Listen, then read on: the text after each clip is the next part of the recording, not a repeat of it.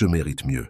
Je m'appelle Samuel, j'ai 45 ans, et ces 3 mots viennent de détruire tout ce que je pensais savoir de ma vie. Assis dans cette chambre d'hôtel miteux à Pigalle, à Paris, je fixais les papiers du divorce sur la table de chevet rayée. Le ventilateur de plafond tournait paresseusement, brassant l'air lourd. La moquette sentait des décennies de cigarettes et de regrets. 3 mois plus tôt, j'avais une maison, une voiture, une vie qui avait un sens. Et puis Diane est tombée malade. Cancer de l'ovaire en phase 3. Le médecin a dit que la chirurgie était sa seule chance. Mais notre mutuelle santé avait été résiliée 6 mois plus tôt, quand j'avais été licencié des Aciéries du Bois, l'usine de pièces automobiles où j'avais travaillé pendant 18 ans. J'ai paniqué. J'ai vendu la maison à un acheteur qui a payé comptant en 2 semaines. J'ai vendu ma camionnette à un voisin pour la moitié de sa valeur. J'ai vidé nos économies, liquidé mon plan d'épargne salariale, emprunté de l'argent à quiconque voulait bien m'écouter. Chers auditeurs, préparez-vous pour un voyage émotionnel qui touchera vos cœurs. Si vous aimez les histoires qui dépeignent les hauts et les bas de la vie, n'oubliez pas de vous abonner à la chaîne, de laisser un like et d'activer la cloche pour ne manquer aucun de nos contenus. Maintenant, installez-vous confortablement et plongez dans cette histoire de résilience et de nouveau départ. L'opération a eu lieu un mardi fin janvier. Je suis resté dans cette salle d'attente pendant 7 heures, buvant du café réchauffé et priant un Dieu auquel je ne croyais presque plus. Quand le chirurgien est sorti et m'a dit qu'elle avait survécu, j'ai pleuré devant des inconnus. Je m'en fichais. Diane s'est rétablie lentement. J'étais à ses côtés à chaque rendez-vous, pour chaque médicament, chaque mauvaise nuit. Nous avons déménagé dans un petit hôtel bon marché en banlieue parce que c'était tout ce que je pouvais payer. J'ai trouvé un travail dans un entrepôt, à charger des camions à 4 heures du matin. Je rentrais chez moi épuisé et endolori, mais elle était en vie. C'était tout ce qui comptait. Puis un matin, je suis rentré du travail et je l'ai trouvée avec ses valises prêtes. 2 valises près de la porte. Sa sœur Vanessa se tenait derrière elle, les bras croisés, le regard froid. Diane n'osait pas me regarder dans les yeux. Elle m'a tendu une enveloppe. À l'intérieur se trouvaient les papiers du divorce, déjà remplis. « Je mérite mieux », a-t-elle dit. Sa voix était calme, comme si elle commandait un café. Quelqu'un qui puisse vraiment m'offrir du confort. « Tu es fauché, Samuel. Je ne peux pas vivre comme ça. Je suis resté là immobile, encore de la graisse de l'entrepôt sur les mains et je n'ai rien dit. Que pouvais-je dire? Je lui avais tout donné. Littéralement tout. Et ce n'était pas suffisant. Elle a pris la moitié de ce qui restait, quelques milliers d'euros que j'avais réussi à mettre de côté. Elle est partie avec Vanessa, est montée dans une voiture que je ne reconnaissais pas et s'en est allée. Je me suis assis sur le bord du lit de l'hôtel et j'ai regardé la porte pendant un long moment. La chambre était silencieuse, à l'exception du ventilateur de plafond bruyant. Je me sentais vide, comme si quelqu'un avait tout arraché de moi et n'avait laissé que l'enveloppe. J'avais rencontré Diane 12 ans plus tôt, lors d'une fête de quartier. Elle était drôle, avait le sourire facile et me faisait me sentir important. Nous nous sommes mariés rapidement, peut-être trop rapidement, mais je pensais que nous étions solides. Je pensais que nous formions une équipe. Elle n'a jamais beaucoup travaillé. Quelques petits boulots ici et là, mais rien de fixe. Je m'en fichais. Je gagnais un salaire correct aux Aciéries du Bois et j'aimais m'occuper des choses. Je payais l'hypothèque, les factures, les courses. Je réparais les choses à la maison. Je pensais que c'était ce qu'on faisait quand on aimait quelqu'un. Sa sœur Vanessa ne m'a jamais aimé. Elle l'a clairement montré dès le début. Trop ouvrier, trop simple, sans ambition. Diane me défendait au début, mais au fil des ans, j'ai remarqué qu'elle le faisait de moins en moins. Elle a commencé à faire des petits commentaires sur la maison trop petite, sur mon travail sans avenir, sur le mari de son amie Jessica, qui venait d'être promue directeur régional. Quand j'ai été licencié, les choses ont changé. Elle a cessé de me toucher, a cessé de me demander comment s'était passée ma journée. Quand le diagnostic du cancer est tombé, je m'attendais à ce que ça nous rapproche. Au lieu de cela, elle s'est éloignée, mais je me disais que c'était la peur qui parlait, la maladie. Je me disais qu'elle verrait combien je l'aimais quand nous aurions surmonté cela. J'ai emprunté de l'argent à mon frère Charles, à d'anciens collègues, à un type avec qui je jouais à la belote 2 fois par mois. J'ai vendu mes outils, mon équipement de pêche, tout ce qui avait de la valeur. J'ai fait la queue chez un prêteur sur gage, avec la montre de mon père, et je suis reparti avec 300 € et une boule dans la gorge. L'opération a coûté 62 000 €. J'ai rassemblé l'argent petit à petit. J'ai vendu la maison pour 215 000 €, payé l'hypothèque et les frais médicaux, et il restait à peine assez pour nous maintenir à flot pendant quelques mois. Je pensais qu'une fois qu'elle serait en bonne santé, nous pourrions reconstruire, recommencer. Je pensais qu'elle se souviendrait de ce que nous avions. Mais la semaine après sa dernière consultation, quand le médecin a dit qu'elle était guérie du cancer, elle a commencé à parler davantage à Vanessa. De longues conversations téléphoniques derrière des portes closes. J'attrapais des bribes de conversation, des mots comme « opportunité » et « nouveau départ » et « année perdue ». J'aurais dû voir ce qui se préparait. Mais je ne voulais pas y croire. Le jour où elle est partie, j'ai appelé Charles. Il n'a pas répondu. J'ai essayé quelques autres personnes. Personne n'a répondu. Je suis resté assis seul dans cette chambre d'hôtel, tenant ses papiers de divorce, et j'ai réalisé que je n'avais plus personne. 2 jours après le départ de Diane, j'étais assis devant l'hôtel sur une chaise en métal rouillé, buvant un café de station-service, quand un homme en costume s'est approché. Il était plus âgé, peut-être 60 ans, cheveux grisonnants et une mallette en cuir. « Vous êtes Samuel ?» demanda-t-il. J'ai hoché la tête. « Je vous cherchais, » dit-il. « Je m'appelle Grégoire. Je suis avocat. Votre oncle Léonard est décédé il y a 3 semaines. » Je l'ai regardé fixement. « Je n'ai pas d'oncle Léonard. »« Ça y est, » dit Grégoire. « Le frère aîné de votre père. Ils se sont disputés avant votre naissance.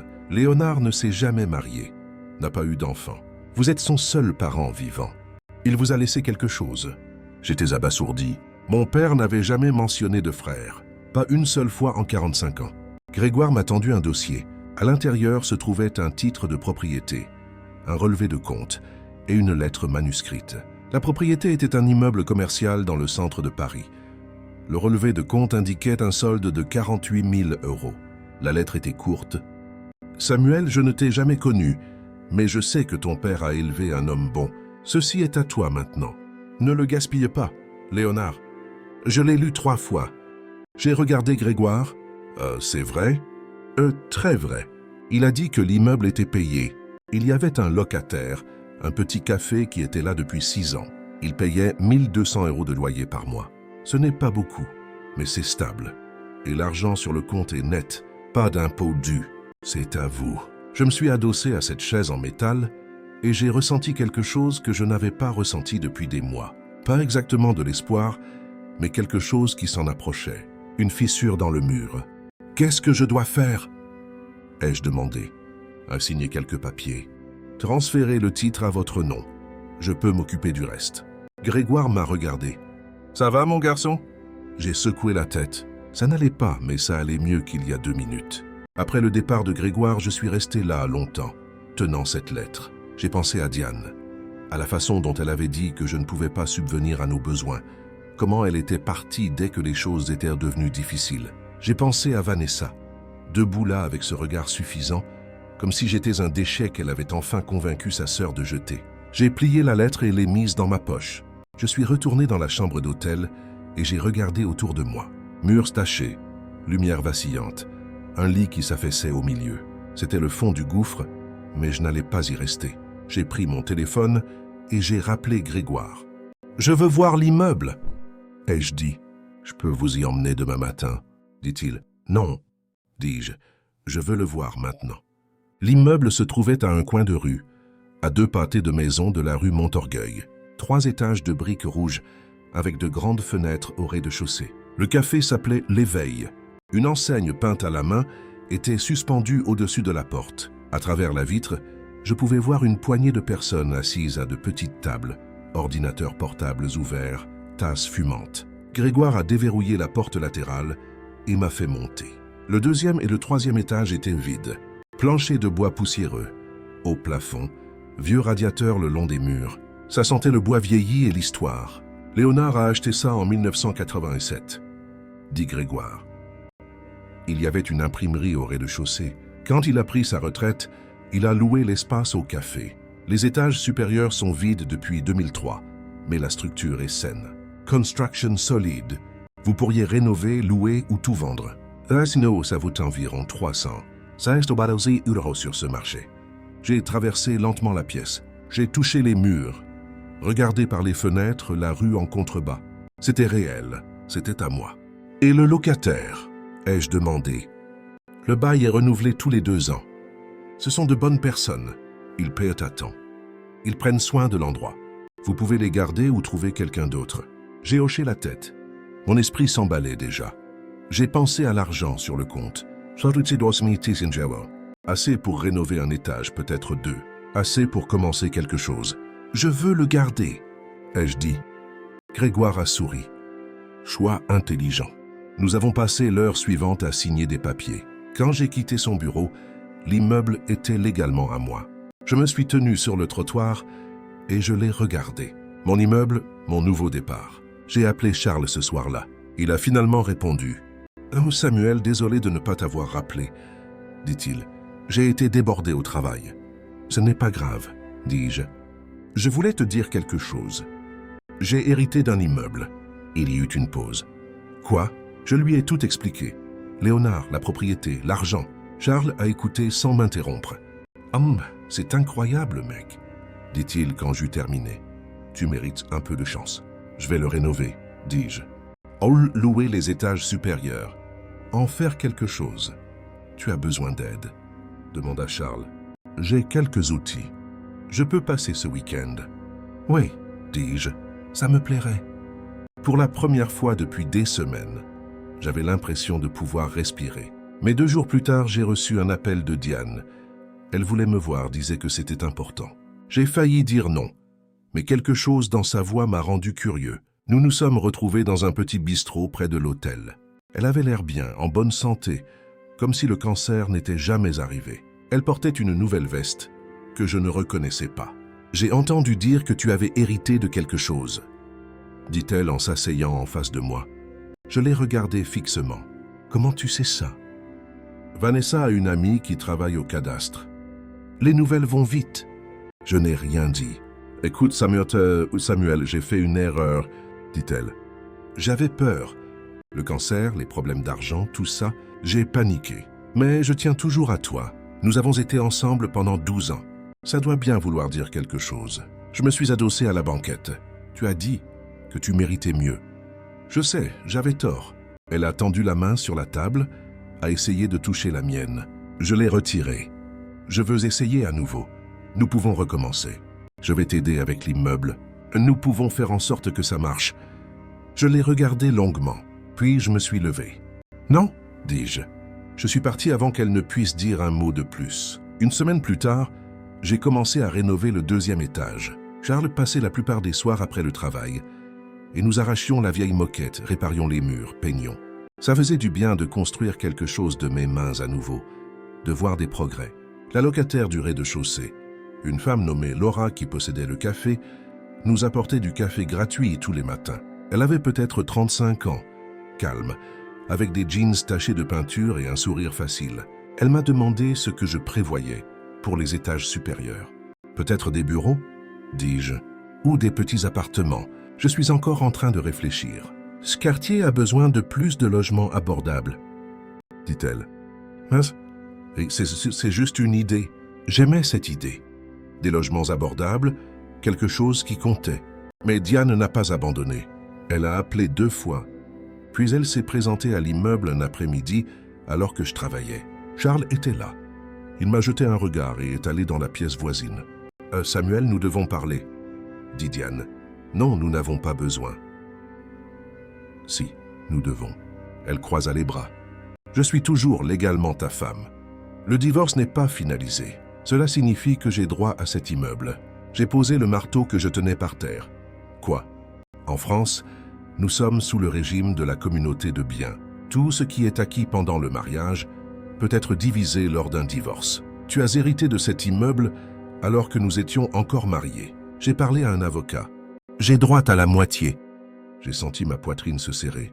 Tu m'as quitté. Ça n'a pas d'importance légalement. J'ai des droits. Je l'ai regardé fixement. Il ne s'agissait pas de réconciliation. Il ne s'était jamais agi de réconciliation. Elle voulait l'immeuble. Elle voulait l'argent. Elle voulait prendre la seule bonne chose qui m'était arrivée depuis des mois et la couper en 2. « Sors d'ici, dis-je. Samuel, sois raisonnable. Nous pouvons régler ça sans aller au tribunal. Donne-moi juste ce qui me revient de droit et je signe les papiers, proprement. »« Ah, sors d'ici. » répétai-je plus fort cette fois. Elle est partie, mais je savais qu'elle était sérieuse. 2 jours plus tard, j'ai reçu une lettre de son avocat. Une réclamation formelle contre la propriété. Elle demandait la moitié de la valeur ou la moitié des revenus locatifs futurs, ou un règlement unique de 75 000 €. J'ai appelé Grégoire. Il a tout écouté puis a soupiré. « Elle a un dossier », dit-il. « Pas un dossier en béton, mais un dossier. Les biens hérités sont généralement considérés comme séparés. Mais si vous les améliorez ou générez des revenus avec pendant le mariage, ils peuvent devenir des biens communs. Comme vous rénovez et percevez un loyer, elle pourrait soutenir que c'est un bien commun. Alors qu'est-ce que je fais? Vous vous battez, mais ça va coûter de l'argent. Frais d'avocat, frais de justice, ça peut traîner pendant des mois. J'ai raccroché et je me suis assis dans la pièce vide du 2e étage. Les murs étaient à moitié peints. Des outils étaient éparpillés sur le sol. J'ai pensé à tout ce que j'avais sacrifié, tout ce que j'avais perdu. Et maintenant, Diane voulait prendre ça aussi. Non. J'ai rappelé Grégoire. J'ai besoin que vous fassiez quelque chose pour moi. Quoi? J'ai besoin que vous enquêtiez sur la vie de Diane, de sa sœur Vanessa. Découvrez ce qu'elles ont fait depuis qu'elle est partie. Grégoire resta silencieux un instant. Samuel, je suis avocat en immobilier. Je ne fais pas d'enquête. Joss, alors trouvez quelqu'un qui le fait, s'il vous plaît. Il soupira. Je connais un type, un détective privé. Il n'est pas bon marché. Ça m'est égal, faites-le. 3 jours plus tard, le détective m'a envoyé un dossier et tout est devenu clair. Diane avait planifié cela depuis des mois, bien avant de demander le divorce, bien avant même de recevoir son diagnostic de cancer. Le détective avait trouvé des emails entre Diane et Vanessa datant de près d'1 an. Vanessa poussait Diane à me quitter depuis longtemps, me traitant de perdant sans avenir et disant que Diane gaspillait sa vie avec un ouvrier d'usine. Quand Diane est tombée malade, Vanessa y a vu une opportunité. Elle a convaincu Diane de me laisser vider nos économies et tout vendre pour payer l'opération. Le plan était simple, me laisser faucher en lui sauvant la vie, puis divorcer de moi et prendre ce qui restait. Mais elle ne s'attendait pas à ce que j'hérite de l'immeuble. Les emails après la mort de Léonard étaient encore plus clairs.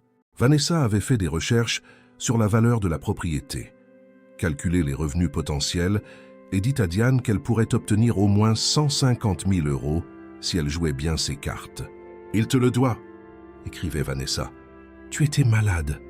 Il aurait dû trouver un moyen sans vendre la maison. C'est de sa faute. Prends ce qui t'appartient et passe à autre chose. » Il y avait aussi des relevés bancaires, montrant que Vanessa transférait de l'argent à Diane pendant notre mariage. De petites sommes, 500 € ici, mais 1000 € là, mais ça s'additionnait. Vanessa a financé le plan de fuite de Diane. Et puis j'ai trouvé la pièce finale. Diane voyait quelqu'un d'autre, un homme nommé Jean qui travaillait dans la vente de produits pharmaceutiques. Ils s'étaient rencontrés lors d'une de ses consultations. Le détective avait des photos d'eux ensemble, des rendez-vous remontant à 8 semaines. Juste après que Diane ait reçu son bilan de santé final positif. Elle ne me quittait pas parce que j'étais fauché. Elle me quittait parce qu'elle était déjà passée à autre chose. Je me suis assis à la petite table de ma chambre d'hôtel et j'ai tout relu 2 fois. J'ai ressenti un calme étrange. Pas de colère, pas de tristesse, juste de la clarté. J'ai appelé Grégoire. « J'ai besoin que vous déposiez une contre-plainte, » dis-je, contre Diane et Vanessa. « Sur quelle base ? » Fraude, manipulation émotionnelle. Vanessa s'est ingérée financièrement dans notre mariage. Elle a activement œuvré à sa destruction et Diane a commis l'adultère pendant notre mariage, ce qui, selon la jurisprudence française, peut affecter la division des biens. Je veux que sa demande soit rejetée et je veux que Vanessa soit tenue pour responsable. Grégoire resta silencieux un instant. Et c'est agressif. Vous pouvez le faire. Oui, mais ça va être sale. Herwood, parfait. 2 semaines plus tard, l'avocate de Diane a reçu un dossier de 60 pages. Il comprenait chaque email, chaque transaction bancaire, chaque photo. Il décrivait la manipulation de Vanessa et la liaison de Diane. Il demandait au tribunal de rejeter entièrement la demande de Diane et de m'accorder le paiement de mes frais d'avocat. Diane m'a appelé ce soir-là, furieuse. « Tu as enquêté sur nous », a-t-elle crié. « C'est de la folie, Samuel. Tu es fou. Je protège ce qui est à moi. » C'est, dis-je, tu vas perdre. Mon avocate dit que tu n'as aucun dossier. Alors je suppose que nous verrons. J'ai raccroché. L'audience a été fixée pour fin avril. J'ai passé les semaines précédant l'audience à finir le 2e étage. Charles m'a aidé à poser de nouveaux parquets, à repeindre les boiseries, à réparer les fenêtres. Laura du café m'a présenté à un ami entrepreneur qui m'a fait un bon prix sur les travaux électriques. L'espace commençait à avoir l'air vraiment professionnel. J'ai mis une pancarte annonçant des bureaux à louer. En une semaine, j'ai eu 3 visites. Au moment de l'audience, j'avais déjà loué tout le 2e étage à une petite agence de marketing pour 2 500 € par mois. L'immeuble tournait et je ne faisais que commencer. La salle d'audience était plus petite que ce à quoi je m'attendais. Diane était assise d'un côté avec son avocate, une femme bien habillée avec une mallette pleine de papiers. Vanessa était assise derrière elle, les bras croisés, me regardant comme si j'étais le méchant. Grégoire a exposé notre cas calmement. Il a guidé le juge à travers les emails, les dossiers financiers, la chronologie de la liaison adultère de Diane. Il a montré comment Vanessa avait systématiquement manipulé Diane pour me quitter. Comment elles avaient prévu de profiter de ma vulnérabilité financière et comment Diane avait violé les termes du mariage en commettant l'adultère. L'avocate de Diane a tenté de soutenir que l'héritage était toujours un bien commun du mariage. Mais Grégoire a répliqué avec la jurisprudence française, montrant que les biens hérités restent séparés sauf s'ils sont mélangés et que les rénovations que j'avais faites étaient entièrement financées par l'héritage lui-même, non par des fonds du mariage. Le juge a examiné les documents. Il a demandé directement à Diane si les emails étaient réels. Diane a hésité, puis a admis qu'il l'était. « Et cette relation avec Jean ?» dit le juge. « Quand a-t-elle commencé ?» Diane a regardé son avocate. Son avocate a chuchoté quelque chose. Diane s'est tournée vers le juge. « En mars. » « Alors que vous étiez encore mariés ?»« Oui. » Le juge a posé les papiers sur le bureau. « Je rejette la demande de la requérante. La propriété reste au défendeur. De plus, le défendeur se voit accorder des frais d'avocat d'un montant de 8 400 € à payer par la requérante dans les 60 jours. » Le visage de Diane est devenu blême. Vanessa s'est levée, a commencé à dire quelque chose, mais le juge l'a interrompu. L'audience est levée. Je suis sorti de ce tribunal et je me suis tenu sur les marches. Le soleil brillait. L'air sentait le printemps. J'ai appelé Charles. « C'est fini, dis-je. Toi aussi tu as gagné ?»« Oui, j'ai gagné. » Diane n'a jamais payé les frais d'avocat. Elle a déposé le bilan 4 mois plus tard. Vanessa a cessé de lui parler après l'audience, furieuse que Diane ait admis sa liaison au tribunal. Leur dispute a détruit leur relation.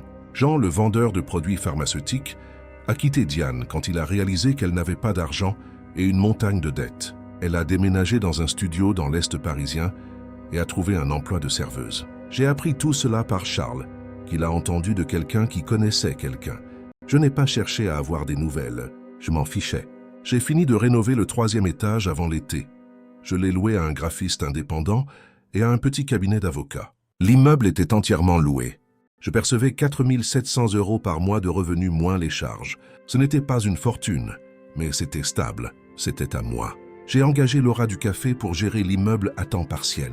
Elle était organisée, fiable, et les locataires l'aimaient. J'ai commencé à travailler sur une 2e propriété, une petite maison de ville à 2 rues de là que j'ai achetée avec un petit prêt professionnel. Je l'ai rénovée et loué les 2 unités en 1 mois.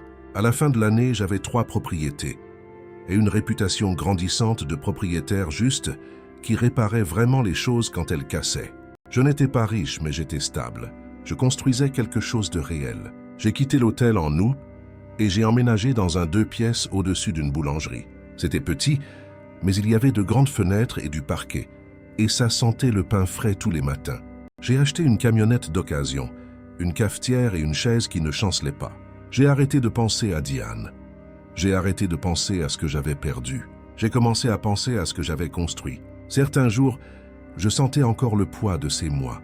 La peur, l'épuisement, l'humiliation de voir quelqu'un que j'aimais partir quand je n'avais plus rien à donner. Mais la plupart du temps, je ressentais quelque chose de mieux.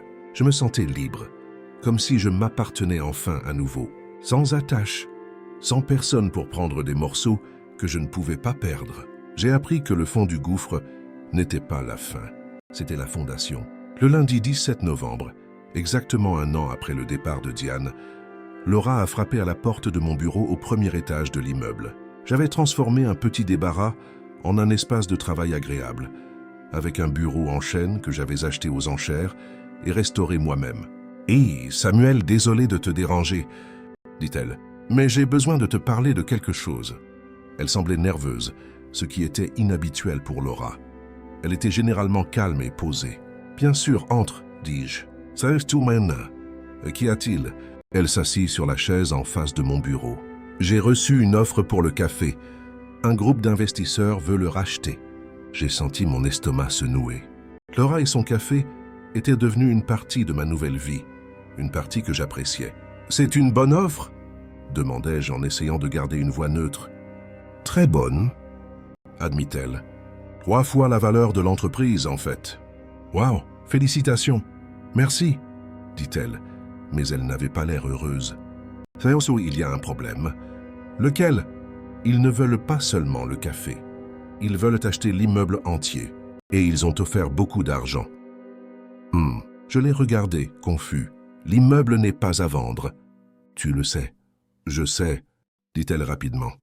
Je leur ai dit, mais ils insistent. Et, eh bien, j'ai découvert qui est derrière l'offre. « Qui ?»« Vanessa. » La pièce sembla devenir plus silencieuse. « La sœur de Diane ?» Laura hocha la tête. Je ne le savais pas au début. Ils se sont présentés comme le groupe VCJ Investissement. Mais j'ai fait quelques recherches. C'est elle, Samuel. Elle a créé une société immobilière. Après que tu aies gagné au tribunal, apparemment, elle réussit bien. Et maintenant, elle veut ton immeuble. Je me suis adossé à ma chaise. Alors Vanessa n'avait pas abandonné. Elle avait juste changé de tactique. « Combien ont-ils offert ?» demandai-je. « 850 000 €. Pour l'immeuble entier, y compris le café. » Bon, presque 3 fois la valeur marchande. Une offre qu'il serait difficile de refuser pour la plupart des gens. « Et si tu acceptes l'offre pour le café ?» demandai-je. « Qu'advient-il de ton bail ?» Laura soupira. Ils ont été clairs.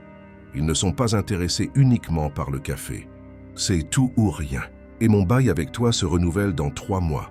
Ils attendraient probablement jusque-là et me mettraient dehors. Et tu veux vendre ? Le café, je veux dire. Elle regarda par la fenêtre un instant. Ce serait assez d'argent pour prendre une retraite anticipée ou commencer quelque chose de nouveau ailleurs. Mais j'adore ce café. J'ai construit ça à partir de rien. Je connais tous les clients par leur nom. Je ne sais pas si je pourrais refaire ça ailleurs. J'ai regardé la femme en face de moi. Laura était devenue plus qu'une simple locataire ces derniers mois. C'était une amie, peut-être ma seule amie à part Charles. Elle m'apportait du café tous les matins, laissait des muffins à ma porte quand je travaillais tard, me donnait des conseils sur des décisions commerciales. Elle s'occupait des autres locataires, veillant à ce que l'immeuble fonctionne sans problème. Et maintenant, Vanessa voulait nous enlever ça à tous les deux. « Je ne vends pas, » dis-je. Laura sembla soulagée. « Tu es sûr ? C'est beaucoup d'argent, Samuel. J'en suis sûr. Cet immeuble n'est pas à vendre. Surtout pas à Vanessa. » Laura sourit. « Je vais leur dire. » Mais le lendemain, Laura est revenue dans mon bureau. Cette fois, elle avait l'air inquiète. « Ils ont augmenté l'offre, » dit-elle. « 1 million d'euros pour l'immeuble. Kurt, il n'est toujours pas à vendre. » Samuel, c'est plus de 3 fois sa valeur. Ça m'est égal si c'est 10 fois sa valeur. Je ne vendrai pas à Vanessa. Laura hésita. Oh, il y a autre chose. Ils ont dit que si tu ne vends pas, ils achèteront tous les immeubles autour, transformeront tout le quartier en un centre commercial de luxe, feront tellement augmenter la valeur des terrains que les impôts t'obligeront à vendre à terme. J'ai senti la colère monter en moi. Vanessa essayait de me coincer, utilisant son nouvel argent comme une arme, tout comme elle avait utilisé Diane. « Laisse-les essayer, » dis-je. « Cet immeuble est là depuis 70 ans. Il sera là pour 70 autres. » Laura hocha la tête mais semblait troublée. « Je vais transmettre ta réponse. » Ce soir-là, j'ai appelé Grégoire et je lui ai parlé de l'offre. « Ce n'est pas illégal, » dit-il après avoir écouté.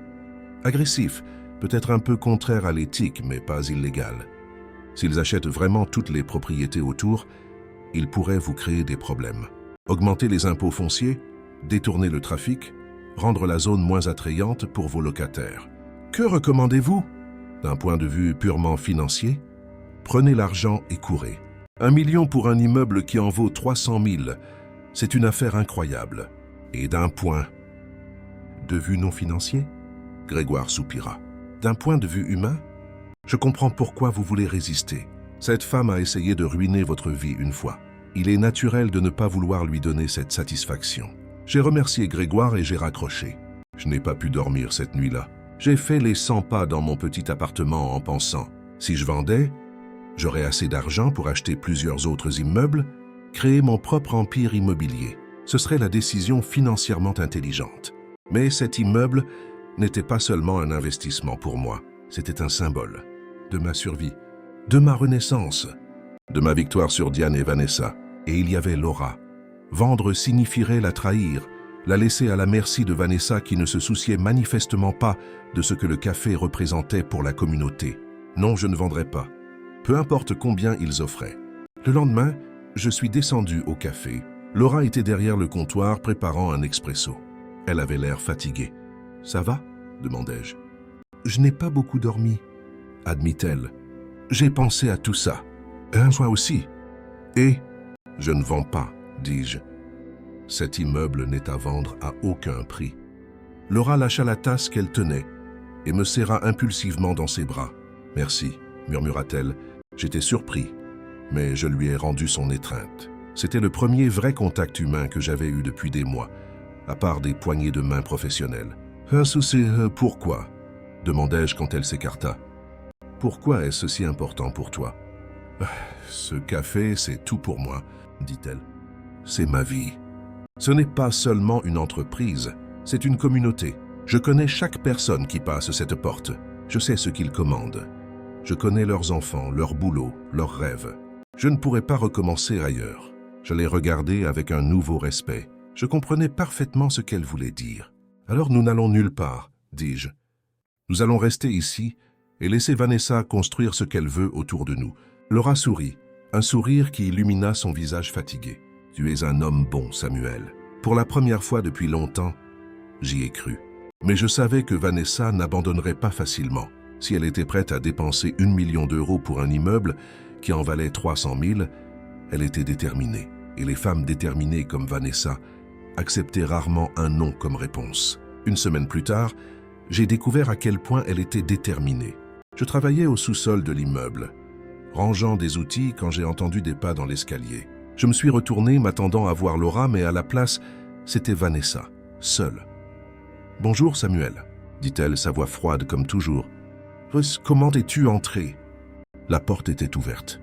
J'en doutais. Vanessa n'avait jamais été du genre à attendre une invitation. « Qu'est-ce que tu veux ?» demandai-je, m'appuyant contre une étagère pour paraître calme, bien que mon cœur batte la chamade. « Je pense que tu le sais, » dit-elle. « Je veux acheter ton immeuble. Il n'est pas à vendre. Laura te l'a déjà dit. » « Ah oui, elle me l'a dit. Fille loyale, cette Laura. Elle a dit que tu n'envisagerais même pas mon offre d'1 million. » Mais elle avait raison. Vanessa sourit, un sourire qui n'atteignit pas ses yeux. « Et que dirais-tu de 1,5 million ?» J'ai cligné des yeux.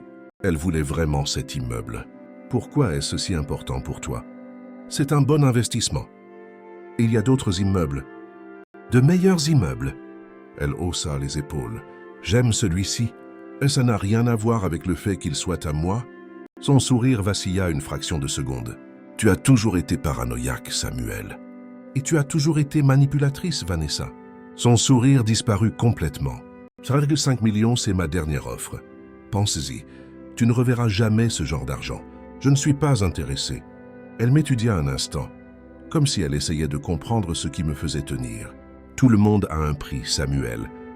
Même toi. Pas pour toi, dis-je. Jamais pour toi. » Quelque chose passa dans ses yeux. De la colère, de la frustration, peut-être même une lueur de respect réticent. « Tu le regretteras, » dit-elle finalement. « Quand j'aurai fini de développer tout autour de cet endroit, ton petit immeuble sera une relique pathétique. Personne ne voudra louer ici. Ton précieux café fera faillite.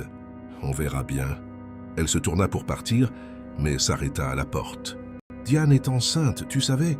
Jean est retourné avec elle. Il pense déménager sur la Côte d'Azur, ouvrir un spa. Avec mon argent, bien sûr. » Elle attendit, observant mon visage, espérant voir de la douleur ou de la jalousie. Je ne lui ai pas donné cette satisfaction. « Je leur souhaite le meilleur, » dis-je, et je le pensais vraiment. Diane ne signifiait plus rien pour moi, même pas assez pour me blesser. Vanessa sembla déçue de ma réaction. « C'est ta dernière chance, » dit-elle. « Demain, l'offre disparaît. Au revoir, Vanessa. » Elle partit sans un mot de plus. Je suis resté longtemps dans le sous-sol après son départ, en réfléchissant. Puis je suis monté à l'étage pour trouver Laura qui attendait en haut, l'air inquiet. « Je l'ai vu sortir, » dit-elle. « Ça va? Ça va ?» dis-je, et c'était le cas. Elle a offert 1,5 million. Les yeux de Laura s'écarquillèrent. « Oh, et tu as refusé ?» J'ai refusé. Je peux te demander pourquoi. J'ai regardé cette femme douce, qui était devenue une partie si importante de ma nouvelle vie, sans que je m'en rende compte. Parce que certaines choses valent plus que l'argent. Dis-je, cet immeuble, cette communauté que nous avons bâtie, certaines choses ne sont pas à vendre. Laura sourit, et son sourire contenait quelque chose que je ne pus identifier immédiatement. Peut-être juste de la gratitude, ou peut-être quelque chose de plus. « Qu'est-ce qu'on fait maintenant ?» demanda-t-elle. « Maintenant » dis-je, on se prépare pour la guerre. La menace de Vanessa ne tarda pas à se concrétiser. 2 semaines après sa visite, des rumeurs commencèrent à circuler dans le quartier. VCJ Investissement avait acheté l'immeuble de bureaux de l'autre côté de la rue. Puis ils acquirent le parking d'à côté, puis la supérette du coin. En un mois, Vanessa avait acheté 4 propriétés dans un rayon de 2 pâtés de maisons autour de mon immeuble. De grandes bannières apparurent sur chacune d'elles. Prochainement, centre commercial Paris Prime, boutiques, restaurants et appartements de luxe. Le message était clair. Le petit café accueillant et mon immeuble restauré feraient tache au milieu de ce développement haut de gamme. C'était exactement comme elle l'avait menacé. « Qu'allons-nous faire ?» demanda Laura, regardant par la fenêtre du café les ouvriers qui commençaient déjà à démolir l'intérieur de l'immeuble d'en face. Il y avait de l'inquiétude dans sa voix, et à juste titre. La clientèle du café était principalement composée de travailleurs locaux et d'étudiants de l'université voisine.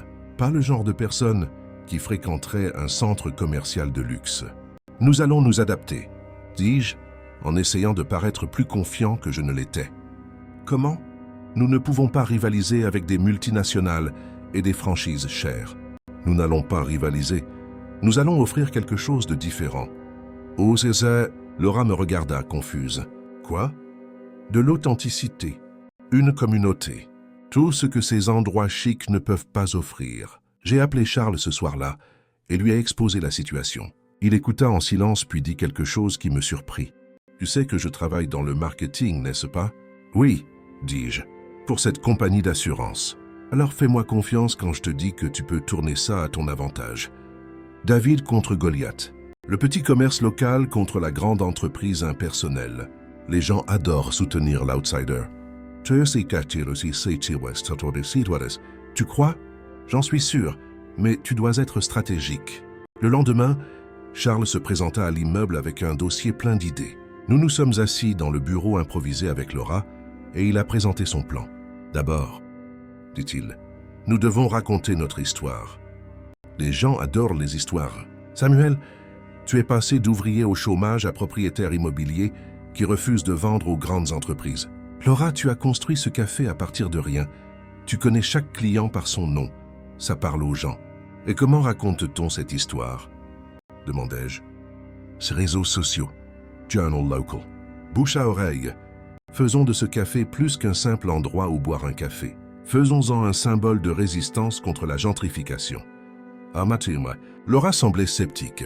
Ça semble assez idéaliste. C'est une stratégie marketing, dit Charles, mais basée sur quelque chose de réel. Vous vous souciez vraiment de cet endroit et de la communauté. C'est authentique. Il faut juste que plus de gens le sachent. Charles passa l'après-midi à prendre des photos du café, de l'immeuble, de moi et Laura au travail. Il créa des comptes sur les réseaux sociaux et commença à publier l'histoire. Comment un vieil immeuble était revitalisé au lieu d'être démoli. Comment un petit café servait la communauté depuis des années. Comment nous nous battions pour garder le caractère du quartier vivant. À notre grande surprise, l'histoire a pris. Un journal local fit un article sur nous la semaine suivante. Résistance dans le centre. Les petits commerces luttent contre le développement de luxe. L'article fut partagé en ligne des centaines de fois. Pendant ce temps, Laura et moi avons commencé à réimaginer le café. Nous avons transformé l'arrière-boutique, qui servait surtout de remise, en une petite bibliothèque communautaire. Nous avons installé des étagères et demandé des dons de livres. En quelques jours, nous avions des centaines de volumes. Nous avons commencé à organiser des événements en soirée. Soirée poésie, petits concerts de musiciens locaux, groupes de lecture. Nous avons étendu nos horaires d'ouverture et ajouté des options au menu qui ne coûtaient pas cher à mettre en œuvre, mais qui montraient notre engagement envers la qualité artisanale. Pain maison, tartes faites sur place, café de spécialité provenant de producteurs locaux.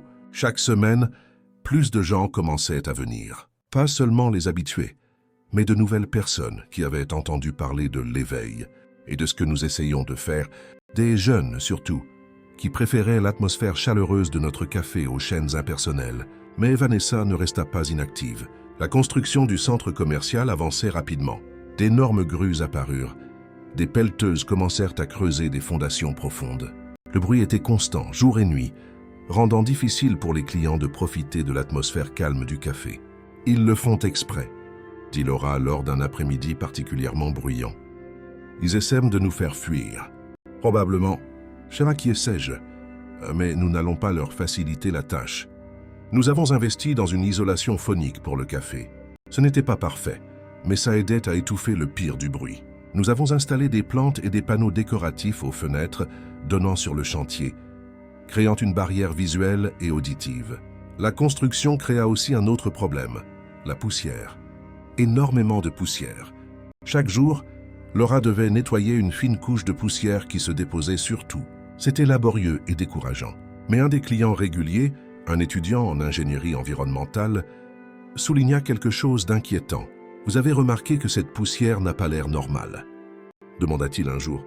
« On dirait plus des résidus de construction ancienne.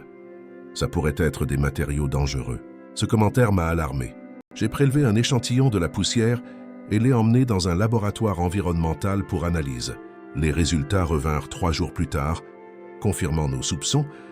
La poussière contenait des niveaux élevés d'amiante et de plomb, provenant probablement des vieux bâtiments démolis, sans les précautions nécessaires. « C'est illégal », a dit Grégoire quand je lui ai montré les résultats. « Ils doivent suivre des protocoles stricts pour la démolition de structures anciennes, surtout avec des matériaux dangereux. »« On peut utiliser ça contre eux. »« Absolument, dit-il. Je vais déposer une plainte demain. Demander une injonction pour arrêter la construction jusqu'à ce qu'ils mettent en place des mesures de sécurité adéquates. » La nouvelle de l'action en justice se répandit rapidement. Un journaliste d'un plus grand journal s'y intéressa et publia un article sur la façon dont l'ambitieux projet de développement exposait potentiellement le quartier à des matériaux dangereux. Le juge accorda l'injonction en un temps record. La construction fut arrêtée pendant 30 jours, le temps que des enquêtes soient menées. C'était notre première vraie victoire contre Vanessa, et elle n'était pas contente. Elle se présenta au café un matin chargé, accompagnée d'un homme en costume que je supposais être son avocat. « Eh bien, vous ne faites que retarder l'inévitable », dit-elle dès qu'elle me vit. Elle ne prit pas la peine de baisser la voix, voulant clairement que tout le monde entende. « Ce quartier va changer. Les gens comme vous et votre café pathétique n'ont plus leur place ici. » Les clients s'arrêtèrent de faire ce qu'ils faisaient et observèrent la scène. Laura sortit de derrière le comptoir et se tint à mes côtés. « Ce café existe depuis plus longtemps que votre intérêt pour l'immobilier, Vanessa, » dis-je calmement. « Et il sera encore là bien après que vous vous soyez lassé de ce jeu. »« Un jeu ?» Elle rit, un son dur et sans humour. « Ce n'est pas un jeu, Samuel. C'est du business. Et vous êtes sur le chemin du progrès. »« Le progrès ?» intervint Laura. « C'est comme ça que vous appelez déverser des produits toxiques sur notre communauté. Placer le profit avant la sécurité des gens. » Vanessa lança un regard glacial à Laura. « Des accidents arrivent sur les chantiers. Ce n'est rien de personnel. Ça me semble très personnel, moi. » dis-je. « Pensez ce que vous voulez. » Vanessa haussa les épaules. « Mais l'injonction est temporaire. Dans un mois, nous construirons à nouveau.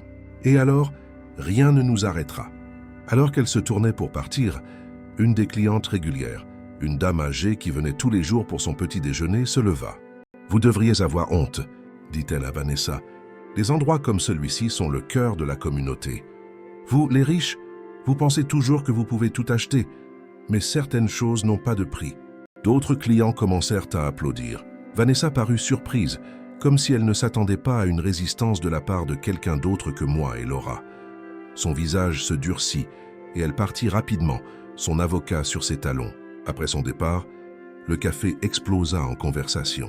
Les gens vinrent nous voir, offrant leur soutien, demandant comment ils pouvaient aider. Une avocate spécialisée en environnement qui fréquentait le café proposa de nous aider avec l'action en justice pro bono. Un groupe d'étudiants en architecture proposa de développer un plan pour améliorer encore notre immeuble, le rendant plus écologique et efficace. « Tu vois ?» dit Laura plus tard, alors que nous fermions. « Ce n'est pas juste nous contre elle. Nous avons toute une communauté qui nous soutient. » Elle avait raison. Ce qui avait commencé comme une querelle personnelle entre moi et Vanessa s'était transformé en quelque chose de plus grand, une bataille pour l'avenir du quartier, pour savoir qui aurait voix au chapitre dans son évolution. La semaine suivante, nous avons organisé une réunion de quartier dans la salle du 3e étage, que j'avais rénovée mais pas encore louée. Plus de 50 personnes se présentèrent, clients réguliers, habitants locaux, propriétaires de petits commerces des environs, tous inquiets du développement agressif qui menaçait de changer le caractère du quartier. « Nous ne sommes pas contre le développement », expliquai-je au groupe.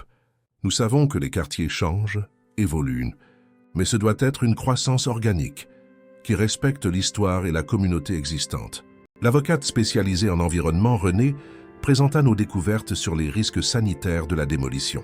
Elle expliqua que notre action en justice ne visait pas seulement à arrêter la construction, mais aussi à exiger une réparation adéquate des dommages déjà causés. « Nous devons tout documenter », conseilla-t-elle. « Prenez des photos de la poussière. Enregistrez lorsque la construction a lieu en dehors des heures permises.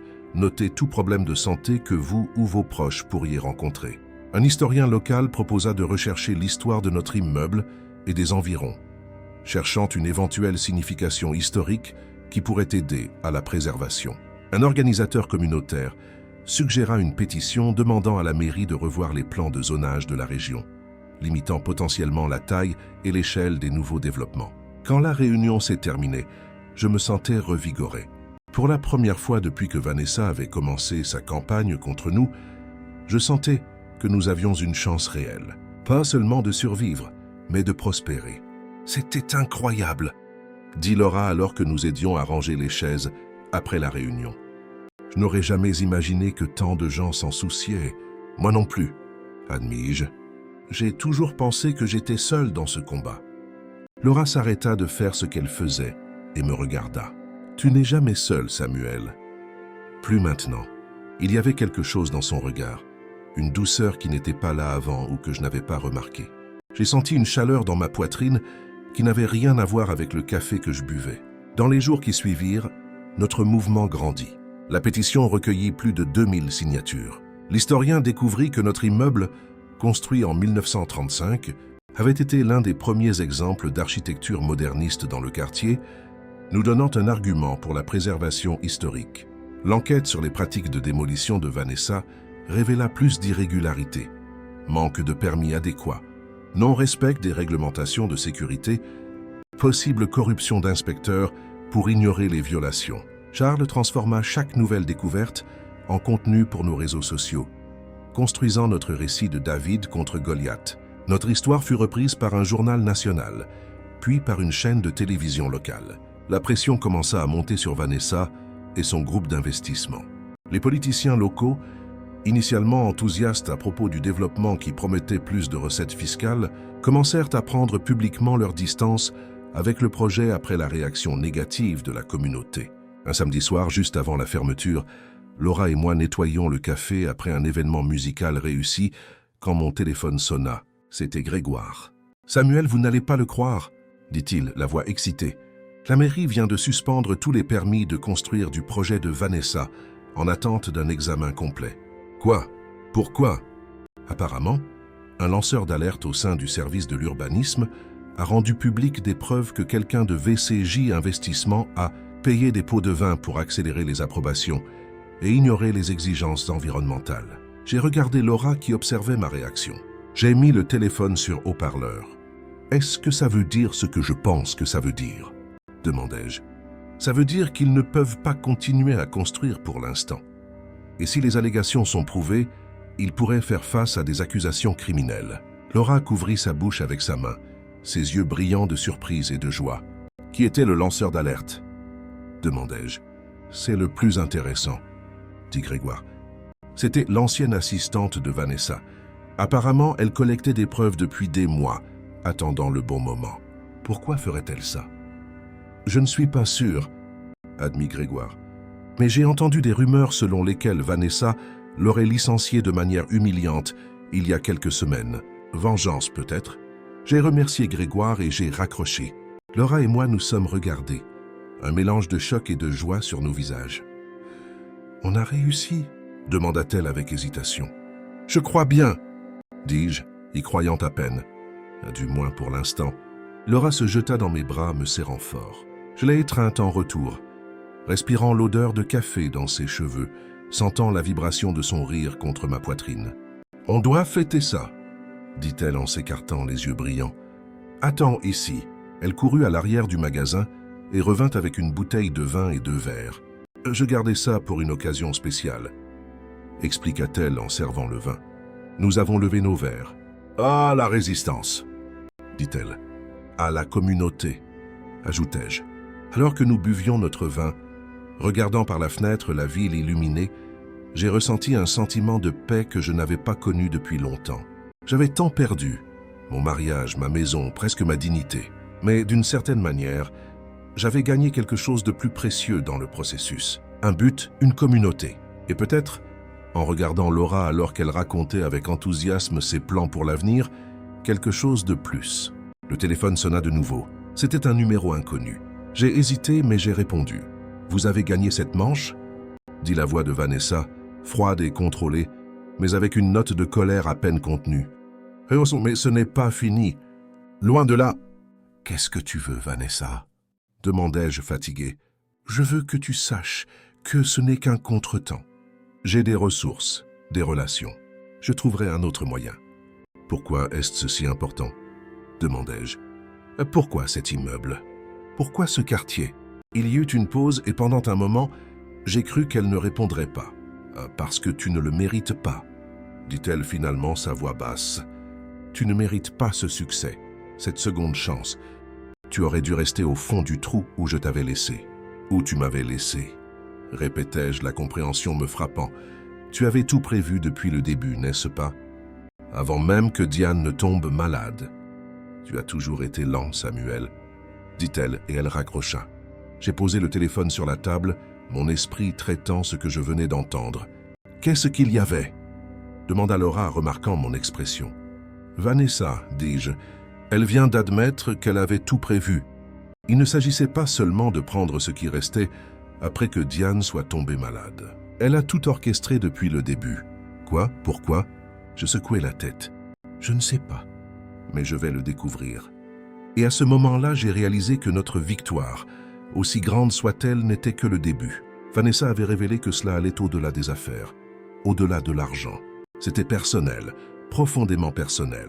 Et si je voulais vraiment protéger ce que nous avions construit, le café, l'immeuble, notre communauté, je devais découvrir pourquoi. Le lendemain matin, la nouvelle de la suspension du projet de Vanessa faisait la une du journal local. Le scandale des pots de vin avait éclaté, avec des photos de documents divulgués et de messages compromettants. Le service de l'urbanisme faisait l'objet d'une enquête. 3 inspecteurs avaient été suspendus et le nom de Vanessa était partout. Le café était bondé. Les gens entraient pour discuter des nouvelles, pour nous féliciter, pour simplement faire partie du moment. Laura avait du mal à suivre les commandes. Alors j'ai retroussé mes manches et je suis allé l'aider derrière le comptoir. « Tu n'as pas besoin de faire ça, » protesta-t-elle. « On est une équipe, tu te souviens ?» répondis-je en préparant déjà un café au lait. Nous avons travaillé côte à côte toute la matinée, nos bras se frôlant parfois, échangeant des sourires complices à chaque nouveau client qui entrait et commentait la chute de Vanessa. Mais tout en servant des cafés et en discutant avec les clients, mon esprit revenait sans cesse aux mots de Vanessa la veille au soir. Pourquoi me détestait-elle à ce point? Qu'avais-je fait pour mériter une telle vengeance? Pendant une brève accalmie, j'ai raconté à Laura ma conversation avec Vanessa. « Tu as dit qu'elle avait mentionné qu'elle avait tout prévu depuis le début ?» demanda Laura en fronçant les sourcils. « Oui, mais je ne comprends pas ce que tout signifie. Pourquoi se soucierait-elle autant de détruire la vie d'un type ordinaire comme moi ?» Laura réfléchit un instant. « Et si ce n'était pas à propos de toi directement, et si c'était quelque chose de plus profond? Comme quoi? Je ne sais pas. Mais une haine de ce genre a généralement des racines profondes. Cet après-midi-là, j'ai appelé Charles et je lui ai parlé de l'appel de Vanessa. C'est étrange, acquiesça-t-il. Je vous connais tous les deux depuis avant ton mariage avec Diane, et je n'ai jamais rien remarqué de spécial entre toi et Vanessa. Elle a toujours été froide, bien sûr, mais pas ouvertement hostile. Tu penses que ça peut être juste de la jalousie? Qu'elle ne supporte pas de me voir réussir après tout ce qui s'est passé. Ah, peut-être, dit Charles. Mais ça ressemble à quelque chose de plus personnel. Tu as dit qu'elle avait mentionné que tu ne méritais pas le succès, comme si elle rendait la justice d'une certaine manière. La justice. Le mot me resta à l'esprit. Quelle injustice Vanessa pouvait-elle sentir que j'avais commise contre elle? Après avoir raccroché avec Charles, je suis allé au petit classeur que je gardais au bureau. À l'intérieur se trouvaient tous les documents liés à l'héritage, à la bataille juridique avec Diane et Vanessa, et les documents originaux de l'immeuble que Grégoire m'avait remis. J'ai commencé à feuilleter les papiers, ne sachant pas exactement ce que je cherchais. Parmi les documents, j'ai trouvé la lettre manuscrite de Léonard. J'ai relu ces mots simples. « Samuel, je ne t'ai jamais connu, mais je sais que ton père a élevé un homme bon. Ceci est à toi maintenant. Ne le gaspille pas. Léonard. » J'ai retourné le papier, l'examinant comme s'il pouvait révéler un secret caché. Rien, mais j'ai alors remarqué quelque chose sur l'enveloppe originale. Une petite enveloppe à l'intérieur que je n'avais pas ouverte auparavant. Dedans, il y avait une vieille photo en noir et blanc de 3 jeunes hommes devant un immeuble. J'ai retourné la photo et j'ai vu une note au crayon. Léonard, Antoine et Georges, 1970. Antoine était le nom de mon père. Mais qui était Georges? J'ai pris le téléphone et j'ai appelé Grégoire. Grégoire, savez-vous quelque chose sur un homme nommé Georges, qui aurait pu être associé à mon oncle Léonard? Georges? Grégoire sembla réfléchir. Ah, oui, Georges Camargo. Lui et Léonard étaient associés dans l'imprimerie d'origine. Pourquoi? Savez-vous ce qui lui est arrivé? Malheureusement, non. Léonard parlait rarement du passé. Je sais seulement qu'ils ont eu un différend. Quelque chose lié à l'immeuble, si je me souviens bien. Pourquoi cette question? J'essaye de comprendre pourquoi Vanessa est si déterminée à obtenir cet immeuble spécifique. Je pense qu'il pourrait y avoir quelque chose de plus dans cette histoire. Eh bien, je pourrais consulter les anciens registres de l'immeuble. Voir si je trouve un lien. Je vous en serais reconnaissant, dis-je. J'ai raccroché et j'ai contemplé la photo. 3 hommes souriants, les bras sur les épaules les uns des autres, devant l'immeuble qui était maintenant le mien. Mon père au centre, plus jeune que je ne l'avais jamais vu sur les photos. J'ai repris le téléphone et j'ai appelé ma mère. Elle avait déménagé à Marseille après sa retraite et nous ne parlions pas aussi souvent que nous le devrions. « Maman, tu as connu un homme nommé Georges Camargo? Il était associé de l'oncle Léonard dans l'imprimerie. Il y eut un long silence à l'autre bout du fil. « Samuel, pourquoi me poses-tu des questions sur Georges? C'est une longue histoire. J'essaie de comprendre pourquoi la sœur de Diane est si obsédée par l'achat de l'immeuble dont j'ai hérité de l'oncle Léonard. » Un autre silence. Georges Camargo était le père de Vanessa. Dit finalement ma mère. J'ai eu l'impression que le sol venait de s'effondrer sous mes pieds. Quoi? Parvins-je à dire? Lui et Léonard étaient associés à parts égales dans l'imprimerie. Meilleurs amis depuis l'enfance. Ton père était aussi proche d'eux, bien qu'il ait quelques années de moins.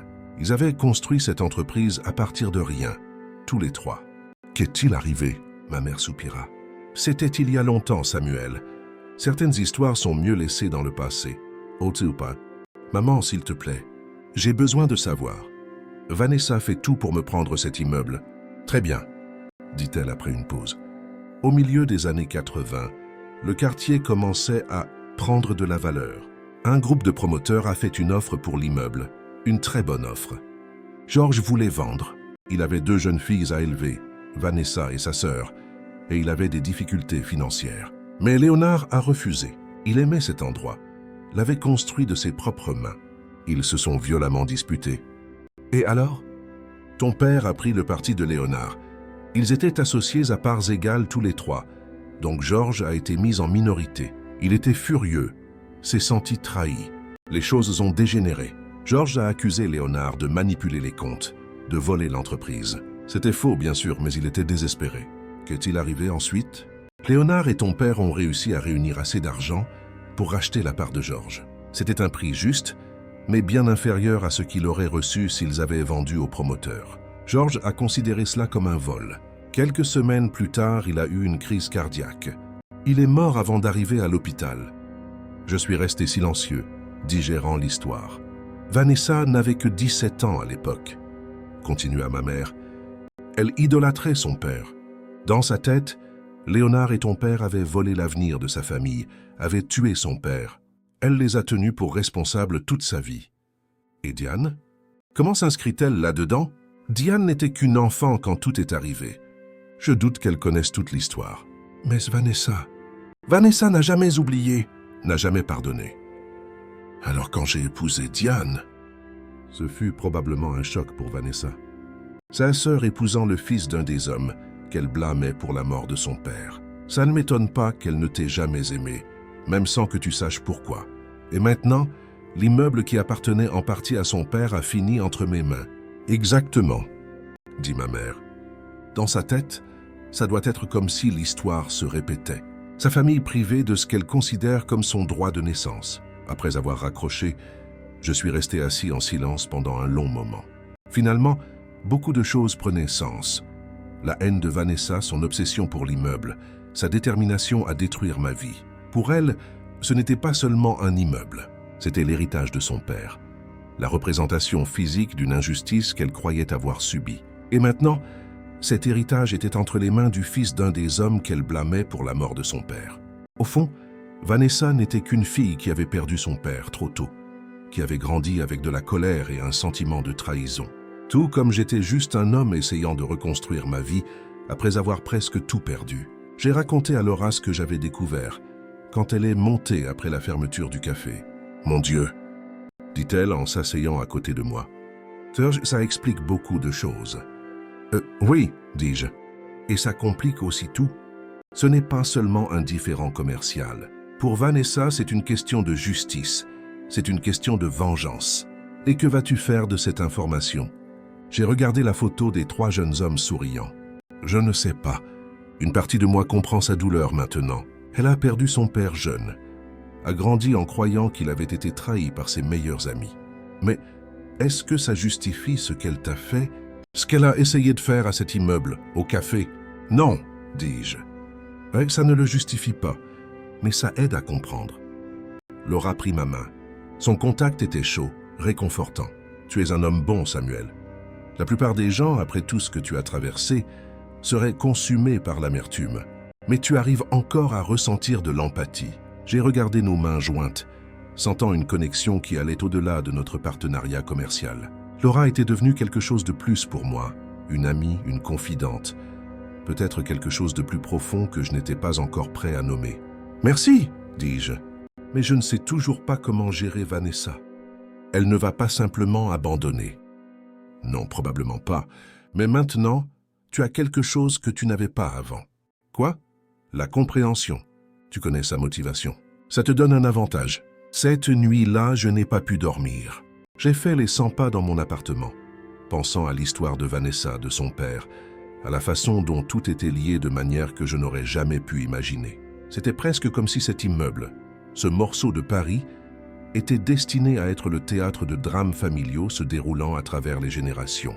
Le lendemain matin, j'ai reçu un appel de Grégoire. « Samuel, j'ai trouvé quelque chose dans les anciens registres que vous devriez voir. » 1 heure plus tard, j'étais dans son bureau, regardant des documents jaunis des années 1980. « Ici, » dit Grégoire en montrant un contrat. « C'est l'accord original entre Léonard, votre père, et Georges Camargo. Ils étaient associés à parts égales, chacun détenant un tiers de l'imprimerie et de l'immeuble. J'ai examiné le document, voyant les signatures des 3 hommes sur la dernière page. Et ici, continua Grégoire montrant un autre document, c'est l'accord de rachat de la part de Georges par les 2 autres.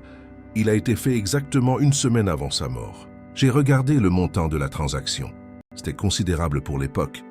Mais comme ma mère l'avait dit, probablement bien moins que ce que Georges aurait reçu s'ils avaient vendu l'immeuble entier. Mais c'est le plus intéressant, dit Grégoire en sortant un 3e document. C'est le testament de Léonard. Il l'a modifié juste 2 semaines avant de décéder. Le testament faisait plusieurs pages, mais Grégoire pointa une clause spécifique. Je lègue ma propriété située au 112. Rue des Fleurs, Centre, Paris, enregistré sous le numéro 47829, à mon neveu Samuel Oliveira, à la condition expresse que, s'il souhaite vendre ladite propriété, il doit d'abord offrir la moitié de la valeur marchande actuelle à Vanessa Camargo ou à ses descendants directs en restitution partielle de l'accord injuste conclu avec son père, Georges Camargo, que je regrette profondément. J'ai regardé Grégoire, abasourdi. Il regrettait? Il semble que oui, et il voulait faire amende honorable, même à titre posthume. Mais ce qui est étrange, c'est que cette clause ne vous a jamais été communiquée lorsque vous avez reçu l'héritage. C'est comme si quelqu'un l'avait retirée du processus. Comment est-ce possible? Grégoire semblait mal à l'aise. Eh bien, j'étais l'exécuteur testamentaire, et j'ai reçu des instructions spécifiques de l'ancienne avocate de Léonard d'omettre cette partie. Elle a dit que c'était sa volonté. Oh mais, vous en êtes sûr? À l'époque, je n'ai pas remis en question. Elle était respectée dans la communauté juridique. Mais avec le recul, j'aurais dû mieux vérifier. Qui était cette avocate? Grégoire regarda dans ses dossiers. Maître Hélène Vargas. Le nom ne me disait rien. Est-elle encore en vie? Pouvons-nous lui parler? Malheureusement, non. Elle est décédée il y a 2 ans. Je me suis assis, essayant de tout assimiler. Donc Léonard voulait vraiment que je donne la moitié de la valeur de l'immeuble à Vanessa. Il semble que oui. Il a essayé de corriger ce qu'il considérait comme une injustice, même après sa mort. Et quelqu'un est intervenu. Oui. La question est, à qui cela profiterait-il? J'ai quitté le bureau de Grégoire avec plus de questions que de réponses. Pourquoi quelqu'un bloquerait-il la tentative de Léonard de dédommager Vanessa? Et qui pourrait le faire? Sur le chemin du retour à l'immeuble, j'ai reçu un appel d'un numéro inconnu. C'était la journaliste qui avait écrit l'article sur notre conflit avec Vanessa. Monsieur Oliveira, je fais un reportage de suivi sur l'affaire VCJ Investissement et j'ai des informations qui pourraient vous intéresser. Quel genre d'informations? J'ai découvert que Vanessa Camargo a une associée silencieuse dans son groupe d'investissement. Quelqu'un qui a fourni une grande partie du capital initial et continue d'être une source importante de financement. Qui? Son nom est Hélène Vargas Jr. J'ai senti un frisson. La fille d'Hélène Vargas? La journaliste parut surprise. Oui, comment le saviez-vous? C'est une longue histoire. Qu'avez-vous découvert d'autre sur elle? Pas grand-chose pour l'instant. Elle est assez discrète, mais il semble qu'elle et Vanessa aient un lien qui va au-delà des affaires. Elles ont grandi ensemble, ont fréquenté la même école. J'ai remercié la journaliste et j'ai raccroché, mon esprit travaillant rapidement. La fille de l'avocate qui avait retiré la clause du testament était l'associée de Vanessa. Ça ne pouvait pas être une coïncidence. Je suis retourné à l'immeuble et j'ai trouvé Laura au café, servant les derniers clients de la journée. « J'ai besoin de te dire quelque chose », dis-je dès qu'elle eut terminé. Je l'ai emmenée dans mon bureau et je lui ai tout expliqué. La clause cachée dans le testament, l'avocate qui l'avait omise, le lien entre sa fille et Vanessa. « C'est compliqué », dit Laura après avoir tout écouté. « Oui, et maintenant je ne sais pas quoi faire. D'un côté, je sens que je dois quelque chose à Vanessa, puisque c'était clairement le souhait de Léonard. D'un autre côté, après tout ce qu'elle a fait, tu ne lui dois rien, dit Laura fermement. Elle a manipulé ta femme, a essayé de tout te prendre. Et maintenant, elle essaie de détruire quelque chose que nous avons construit ensemble. Le fait que Léonard se soit senti coupable à la fin de sa vie n'efface pas ses actions. J'ai regardé Laura surpris par sa véhémence. « Tu tiens vraiment à cet endroit, n'est-ce pas ?»« C'est plus que l'endroit. »« Ça te dira, dit-elle. Et il y avait quelque chose de vulnérable dans ses yeux. « C'est ce que nous avons construit ici. »« C'est toi, Samuel. » Je n'ai pas eu le temps de traiter ce que ces mots signifiaient, car mon téléphone sonna. C'était Vanessa. « Tu dois te sentir très malin maintenant, » dit-elle quand j'ai répondu. « Avec le projet à l'arrêt et ma réputation ruinée. En fait, je suis curieux. » Répondis-je, de savoir pourquoi tu ne m'as jamais parlé de la clause dans le testament de Léonard. Il y eut un moment de silence. Dai, quelle clause? Celle où il voulait que je t'offre la moitié de la valeur de l'immeuble. Celle qui a été mystérieusement retirée par Maître Vargas. Un autre silence plus long cette fois. Comment as-tu découvert ça? La voix de Vanessa avait perdu un peu de son arrogance habituelle. Est-ce que ça importe? Le fait est que je sais. Je sais pour ton père, pour le différend avec Léonard et mon père, comment tu les blâmes tous les deux pour sa mort. Et je sais qu'Hélène Vargas Jr. est ton associée. Tu ne sais rien. Cracha Vanessa, mais elle semblait ébranlée. J'en sais assez. Je sais que tu aurais pu simplement venir me voir quand tu as su pour l'héritage. Tu aurais pu raconter ton histoire, montrer la clause du testament. J'aurais probablement accepté les termes. Au lieu de ça, tu as orchestré un plan élaboré pour me détruire en utilisant ta propre sœur comme pion. Tu ne méritais pas cet immeuble, dit-elle, sa voix maintenant tremblante de colère. Ce n'était pas ton droit. C'est peut-être pas. Mais ce n'était pas non plus ton droit de jouer avec la vie des gens comme tu l'as fait.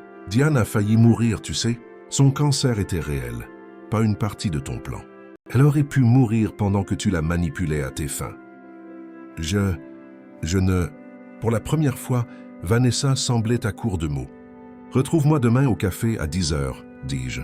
Je pense qu'il est temps de mettre toutes les cartes sur la table. » J'ai raccroché sans attendre de réponse. Laura me regardait avec un mélange d'inquiétude et d'admiration. « Tu vas vraiment la rencontrer ?»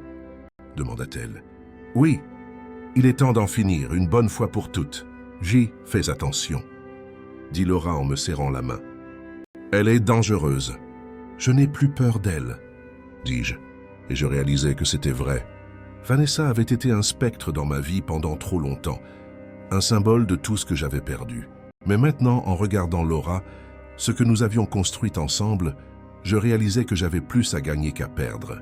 Quel que soit le résultat de la rencontre de demain, j'étais prêt à clore ce chapitre et à commencer le suivant. « Alesmas, tu veux que je sois là ?» demanda Laura. « Oui, » dis-je en lui serrant la main en retour. « Je veux que tu sois là, parce que certaines batailles n'ont pas besoin d'être menées seules. Et certaines histoires, aussi douloureuses soient-elles, ont besoin d'être entendues pour que nous puissions enfin aller de l'avant. » Le lendemain matin, le café était calme. Laura avait mis une pancarte fermée pour événements privés sur la porte, mais avait gardé les rideaux ouverts pour que la lumière naturelle inonde l'espace. Je me suis assis à une table au centre, 2 tasses de café devant moi attendant. Laura était derrière le comptoir, réorganisant nerveusement des paquets de café déjà parfaitement alignés. Charles, que j'avais appelé comme soutien moral et témoin, était assis dans un coin, feuilletant un magazine sans vraiment le lire. Grégoire arriva quelques minutes avant 10 heures, portant un dossier de documents. J'ai apporté tout ce que j'ai pu trouver sur le testament et les accords originaux, dit-il en posant le dossier sur la table. Merci, dis-je. Je ne sais pas si ça aidera, mais c'est bon d'être préparé. À 10 heures précises, la porte du café s'ouvrit. Vanessa entra, portant un tailleur sombre et impeccable qui respirait le pouvoir et l'argent. Elle semblait plus pâle que d'habitude, avec des cernes visibles sous ses yeux maquillés. Derrière elle se tenait une femme que je n'avais jamais vue auparavant, peut-être du même âge que Vanessa, avec des cheveux bruns tirés en un chignon sévère et des yeux froids et calculateurs. Hélène Vargas Jr., présumai-je. Samuel, salua froidement Vanessa. Ses yeux parcoururaient le café, remarquant Charles et Laura. Je vois que tu as amené des renforts. Était-ce tout comme toi? Répondis-je en regardant son accompagnatrice. Vanessa ne prit pas la peine de faire les présentations. Elle tira simplement une chaise et s'assit en face de moi. Hélène resta debout derrière elle, comme une sentinelle. « Tu as dit que tu voulais parler, » dit Vanessa. « Je suis là, parle !» J'ai pris le dossier que Grégoire avait apporté et je l'ai ouvert lentement. « Je voulais comprendre pourquoi, » dis-je. « Pourquoi tant de haine? Pourquoi tant de détermination à me détruire? Maintenant, je pense que je sais. » J'ai posé la photo des 3 jeunes hommes sur la table. Ton père, Georges Camargo, mon père, Antoine, et Léonard, mon oncle, associés, amis, jusqu'à ce que quelque chose tourne mal. Les yeux de Vanessa se fixèrent sur la photo. Un instant, son masque de froideur vacilla, et je pus voir la jeune fille de 17 ans qui avait perdu son père trop tôt. « Ils ont trahi mon père », dit-elle, sa voix étonnamment calme. « Ils l'ont forcé à vendre sa part pour une bouchée de pain alors qu'il était désespéré. 1 semaine plus tard, il a eu une crise cardiaque. Je l'ai trouvé sur le sol de la cuisine. J'ai appelé l'ambulance, mais il était trop tard. J'ai ressenti une pointe de compassion. Malgré tout, je suis désolé, y dis-je, et je l'étais vraiment. Ça a dû être horrible pour toi. Épargne-moi ta fausse sympathie. Père, rétorqua-t-elle, retrouvant son sang-froid. Tu es le fils de ton père. Tu portes le même sang traître. Mon père ne m'a jamais parlé de Georges, dis-je. ni du différend, ni de l'immeuble. Je n'ai découvert tout ça qu'après que tu aies commencé ta campagne contre moi. Comme c'est pratique, commenta-t-elle. J'ai posé un autre document sur la table, la clause du testament de Léonard. Tu savais pour ça? Vanessa regarda le papier puis Hélène qui resta impassible. Bien sûr que je le savais, a dit Hélène parlant pour la première fois. Sa voix était précise, comme celle d'une professeure habituée à donner des conférences. Ma mère m'a parlé de la clause. Léonard voulait dédommager la famille Camargo pour ce qu'il considérait comme une transaction injuste. Alors pourquoi a-t-elle été retirée du testament officiel? Demandai-je en regardant directement Hélène. Pourquoi votre mère l'a-t-elle omise quand j'ai reçu l'héritage? Hélène sourit, un sourire froid qui n'atteignit pas ses yeux. Ma mère était une professionnelle. Elle suivait les instructions de ses clients. Léonard était son client, fis-je remarquer. Oui, mais il est mort. Après cela, elle a reçu de nouvelles instructions. Oh, de qui? Jamais demandai-je, bien que je soupçonne déjà la réponse. Hélène se contenta de hausser les épaules, refusant d'élaborer. Ton père? Dit Vanessa, ses yeux ne quittant jamais mon visage. Antoine a rendu visite au bureau d'Hélène Seigneur le lendemain de la mort de Léonard. Il a apporté un nouveau document, soi-disant signé par Léonard sur son lit de mort, révoquant la clause me concernant. J'ai eu l'impression d'avoir reçu un coup de poing dans l'estomac. Mon père. C'était mon père qui avait bloqué la tentative de Léonard de dédommager Vanessa. Vous avez des preuves de cela? Demanda Grégoire, parlant pour la première fois. Seulement le témoignage de ma mère, dit Hélène. Elle m'a tout raconté des années plus tard, quand elle était malade. Elle a dit qu'elle avait toujours regretté d'avoir accepté le document, qu'elle soupçonnait la signature d'être falsifiée.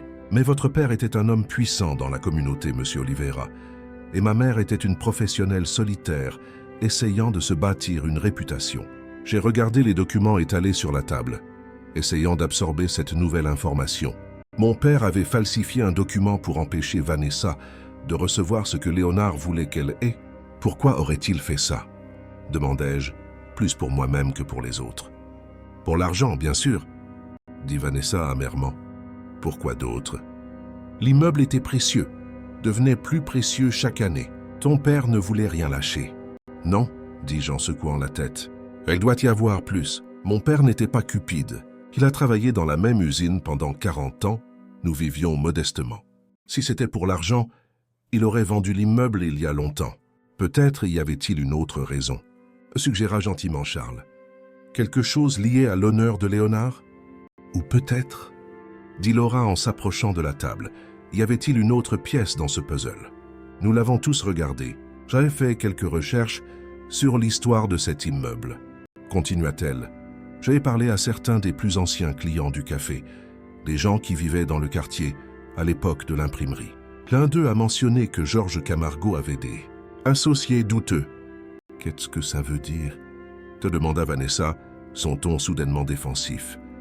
Ça veut dire qu'il y avait des rumeurs selon lesquelles votre père devait de l'argent à des gens dangereux, dit Laura directement, et qu'il envisageait de vendre sa part de l'entreprise pour payer ses dettes, quitte à ce que Léonard et Antoine perdent le contrôle de l'immeuble.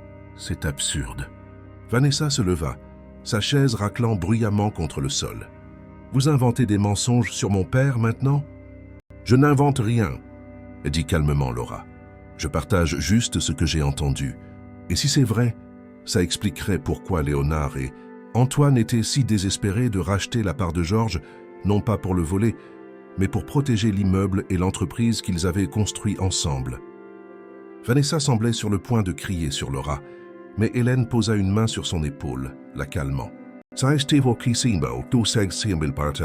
c'est vrai, dit Hélène, toujours la voix de la raison, cela n'explique toujours pas pourquoi Antoine a falsifié la révocation de la clause.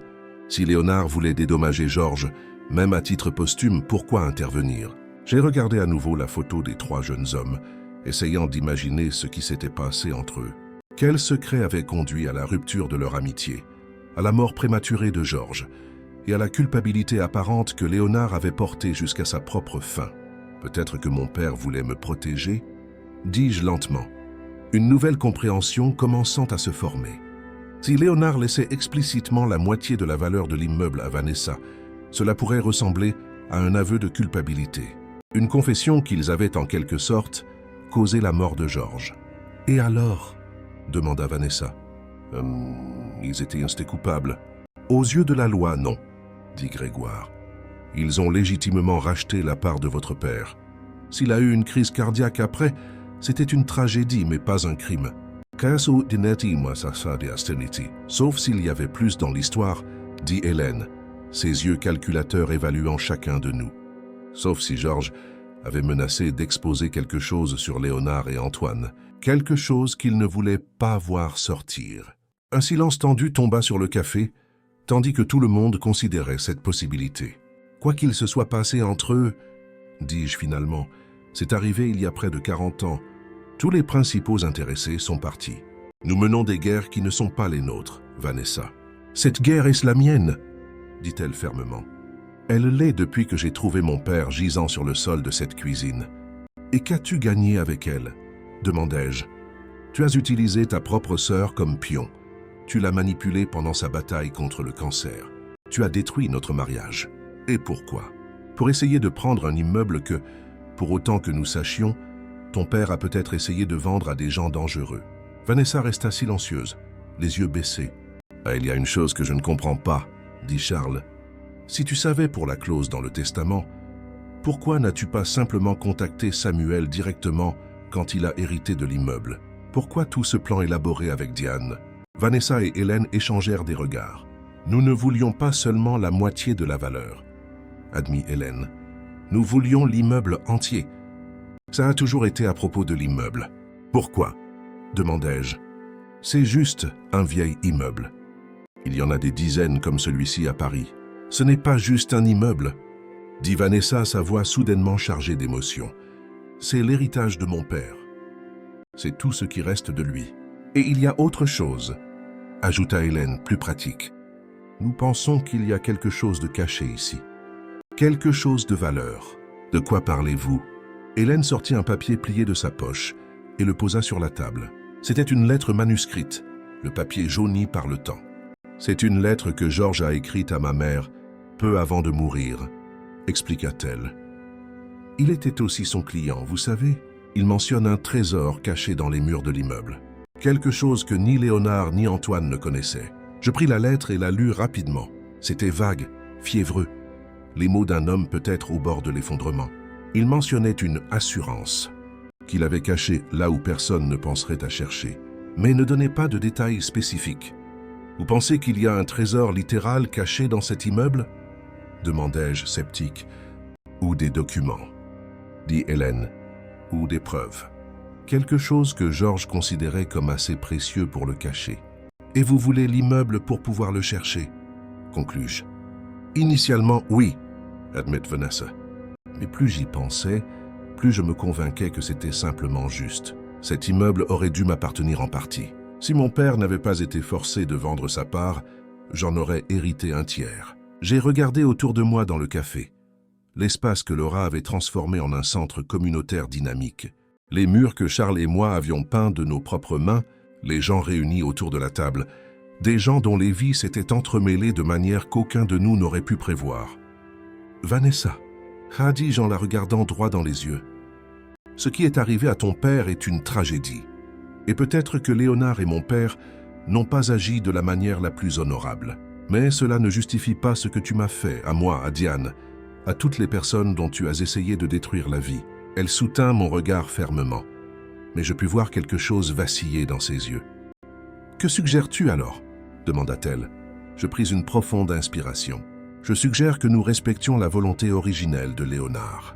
1 demi-million d'euros, la moitié de la valeur actuelle de l'immeuble. C'est à toi sans condition. » Hélène fit un pas en avant, les yeux brillants d'intérêt. « Et le prétendu trésor ? S'il y a quelque chose de caché dans cet immeuble, nous pouvons le chercher ensemble. » dis-je.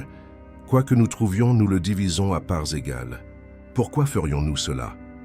demanda Vanessa méfiante. « C'est pourquoi partagerais-tu quoi que ce soit avec nous après tout ce qui s'est passé ?»« Parce que je ne suis pas mon père, » dis-je simplement. « Et tu n'es pas le tien. Nous sommes juste des gens qui essaient de donner un sens aux décisions que d'autres ont prises, bien avant que nous ayons notre mot à dire. » Vanessa m'étudia longuement, son visage indéchiffrable. Et s'il n'y a pas de trésor du tout? Demanda-t-elle finalement. Si ce n'est que l'imagination fiévreuse d'un homme au bord de la mort. Alors au moins, nous aurons clos ce chapitre. Nous pourrons aller de l'avant. Vanessa regarda Hélène, qui fit un petit hochement de tête. 1 demi-million d'euros? Répéta Vanessa. Et tout ce qui sera trouvé dans l'immeuble, divisé à parts égales. Oui. Et le procès contre mon entreprise? Les accusations de corruption? Je ne peux rien y faire, dis-je honnêtement. C'est entre les mains de la justice maintenant. Hélène toucha le bras de Vanessa. C'est un risque que nous devrons prendre. Nous pouvons négocier un accord, engager de bons avocats. Vanessa hocha lentement la tête. Très bien, dit-elle finalement. J'accepte tes conditions. Je tendis ma main sur la table. Après un moment d'hésitation, Vanessa la serra. Sa poignée était ferme, ses yeux toujours méfiants. Mais il y avait quelque chose de différent en eux maintenant. Une sorte de résolution, peut-être même un soupçon de soulagement. Grégoire rédigea rapidement un document simple décrivant notre accord. Nous l'avons tous signé, moi, Vanessa, Hélène, avec Charles et Laura comme témoins. Quand commençons-nous à chercher? Demanda Hélène, toujours pratique. Et pourquoi pas maintenant? Suggérai-je. L'immeuble est là. Nous sommes tous là. Laura sourit. Je vais faire plus de café. J'ai le sentiment que la journée va être longue. Alors qu'elle s'éloignait, Charles me donna une tape dans le dos. Tu es sûr de ça, Samuel? 1 demi-million, c'est beaucoup d'argent. J'en suis sûr, dis-je. Il ne s'agit pas seulement d'argent. Il s'agit de faire ce qui est juste, finalement. Nous avons passé le reste de la journée à examiner méthodiquement l'immeuble, en commençant par le sous-sol. Hélène avait apporté un plan original du bâtiment, montrant comment il était avant les rénovations. Vanessa, étonnamment, se révéla être une enquêtrice méticuleuse, attentive à chaque détail, chaque petite fissure dans le mur, chaque planche de plancher lâche. Laura nous approvisionnait en café et en sandwich, offrant occasionnellement ses propres suggestions sur où chercher. Charles utilisa ses connaissances en construction pour identifier les zones qui auraient pu être modifiées ou cachées lors de rénovations antérieures. À 17 heures, nous étions tous épuisés et sales, mais nous n'avions rien trouvé d'autre que de vieux tuyaux et quelques souris effrayées. Nous étions sur le point d'arrêter pour la journée, quand Hélène remarqua quelque chose d'étrange sur l'un des murs du sous-sol. « Ce mur, dit-elle en tapotant dessus avec ses doigts, il sonne différemment des autres. » Charles prit une lampe de poche et examina la zone de plus près. Elle a raison. Cette section semble plus récente, comme si elle avait été reconstruite à un moment donné. Vanessa s'approcha, sa fatigue momentanément oubliée. « On peut l'ouvrir ?» J'ai regardé le mur, les gens autour de moi, tout le chemin que nous avions parcouru pour arriver à ce moment. « Ouvrons-le, dis-je. » Charles alla chercher des outils et commença à travailler sur le mur, enlevant soigneusement les briques une par une. Après plusieurs minutes, il s'arrêta. « Il y a quelque chose ici, » dit-il, sa voix tendue par l'excitation. Il plongea la main dans l'espace derrière les briques et retira un paquet enveloppé de plastique. C'était une boîte en métal de la taille d'un livre, scellée avec du vieux ruban adhésif jauni. Nous nous sommes tous rassemblés autour de lui, alors qu'il la posait sur une table improvisée. Personne ne parlait, mais je pouvais sentir la tension dans l'air, des décennies de secrets et de ressentiments culminant en ce moment unique. « Qui doit l'ouvrir ?» demanda Laura, regardant de moi à Vanessa. « Vanessa et moi avons échangé un regard, ensemble, » dit-elle, et pour la première fois, il n'y avait aucune hostilité dans sa voix. Côte à côte, Vanessa et moi avons retiré le ruban adhésif et ouvert le couvercle de la boîte. À l'intérieur, il y avait une enveloppe épaisse et un objet enveloppé de velours. Vanessa prit l'enveloppe avec des mains tremblantes et l'ouvrit. À l'intérieur se trouvait une liasse de vieux documents, des photographies, des lettres, et ce qui ressemblait à un acte de société. « Ce sont les documents originaux de la société, » dit-elle, sa voix presque un murmure. « Et des lettres entre mon père et Léonard. » Elle commença à lire l'une des lettres, ses yeux s'écarquillant à mesure qu'elle absorbait le contenu. « Léonard savait, » dit-elle finalement, en me regardant avec une expression de choc. Il était au courant des dettes de mon père, des gens à qui il devait de l'argent. Il a essayé d'aider, a proposé de payer les dettes en échange de la part de mon père dans l'imprimerie. Donc ce n'était pas une trahison, dis-je. C'était une tentative de sauvetage. Mon père a refusé, continua Vanessa lisant toujours. Il prévoyait de vendre à quelqu'un nommé Mendes. pour 3 fois la valeur que Léonard et ton père offraient, au cas où. Mendes? Demanda Charles, en fronçant les sourcils. Comme Auguste Mendes? Nous l'avons tous regardé. Auguste Mendes était tristement célèbre dans les années 80, expliqua Charles. Une sorte de gangster de l'immobilier. Il achetait des propriétés, expulsait les locataires, reconstruisait pour maximiser le profit. Il utilisait souvent des méthodes douteuses, parfois violentes. Donc mon père et Léonard essayaient de protéger l'immeuble, dis-je. Essayaient d'empêcher qu'il ne tombe entre les mains de quelqu'un qui le détruirait. Vanessa continua à lire les lettres, son visage passant par une série d'émotions. Choc, confusion, tristesse. Mon père était désespéré, dit-elle finalement. Ces lettres, il admet qu'il a emprunté de l'argent à l'imprimerie, de grosses sommes, pour payer des dettes de jeu. Elle me regarda, les yeux brillants de larmes non versées. Il les volait, Samuel. Ses meilleurs amis. Tandis que Vanessa digérait cette révélation, je pris l'objet enveloppé de velours. En le déballant soigneusement, je trouvai une boîte à bijoux ancienne. À l'intérieur, à ma grande surprise, se trouvait un collier avec un gros diamant. « Qu'est-ce que c'est » demanda Hélène en se penchant pour mieux voir. Avec le collier se trouvait une petite carte, jaunie par le temps. Dessus, d'une écriture élégante, était écrit « Pour ma chère Élise, avec tout mon amour, Georges. » Élise était ma mère, dit Vanessa, sa voix presque inaudible. Elle est morte quand j'avais 5 ans, d'un cancer. Ton père a gardé ça pour toi, dis-je doucement. Il a dû le cacher ici pour le mettre à l'abri de ses créanciers. Vanessa prit le collier avec des mains tremblantes, le diamant scintillant même dans la faible lumière du sous-sol. Tout ce temps, murmura-t-elle, tout ce temps, j'ai détesté les mauvaises personnes. Personne ne parla pendant un long moment. Le poids de l'histoire, des vérités maintenant révélées, planait sur nous tous. Et maintenant? Demanda Laura finalement. J'ai regardé Vanessa, qui tenait toujours le collier de sa mère comme si c'était la chose la plus précieuse au monde. Peut-être l'était-ce. Maintenant, dis-je, nous recommençons. Le visage de Vanessa était mouillé de larmes silencieuses, des années de colère et de ressentiment trouvant enfin leur libération. J'étais si sûre, dit-elle, si sûre de connaître la vérité. Nous croyons tous aux histoires que nous nous racontons, dis-je, jusqu'à ce que quelque chose ou quelqu'un nous force à regarder plus profondément.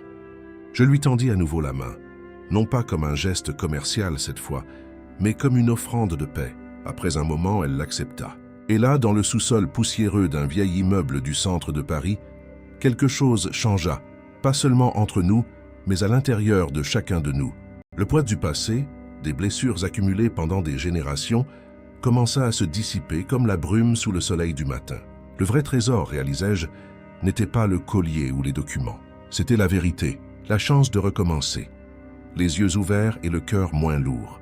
J'ai regardé Laura, qui m'observait avec un sourire doux, ses yeux brillants de quelque chose que je pouvais maintenant reconnaître. Nous étions tous liés par cet endroit, par cette histoire. Et maintenant, enfin, nous pouvions l'écrire ensemble.